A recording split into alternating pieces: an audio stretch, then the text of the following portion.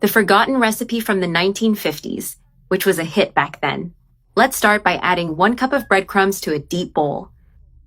Then I add 200 milliliters of water and mix the water with the breadcrumbs until it forms a moist paste. I let this mixture rest for 5 minutes so the bread can absorb the water. Meanwhile, let's prepare the other part of the recipe.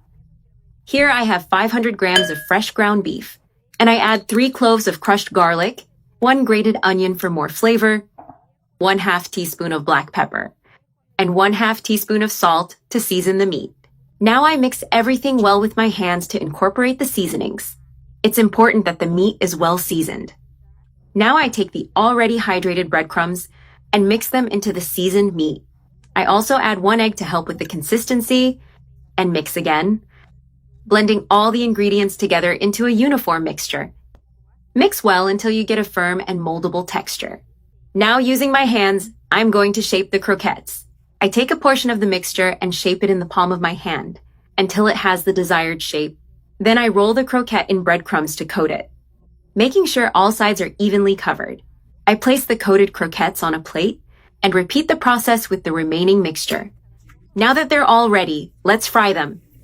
With the oil hot in the skillet, I carefully start placing the breaded croquettes in, one by one, so they fry evenly. I place another one in the center of the skillet. Once they're golden brown, we flip them. Look how nicely one side is already browned. So now I turn them all over to brown the other side as well. Use a slotted spoon carefully to avoid splattering. Let them fry for 1 more minute to make sure they're crispy on both sides.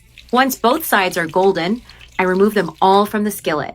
Now in a pot, I add 1 cup of raw rice, 1 teaspoon of salt to season, and pour in hot water until the rice is well covered. I stir gently with a spoon. A light stir to loosen the grains. Then I cover the pot. I let it cook for about 5 minutes over medium heat. Our rice is almost ready, fluffy and smelling delicious. Now I add a few tablespoons of butter on top to add flavor and shine. Then I arrange the fried croquettes on top of the rice, so they warm slightly from the steam. That way, everything finishes cooking together. Very tasty. The croquettes stay hot and even more delicious. I place them all carefully, organizing them well inside the pot.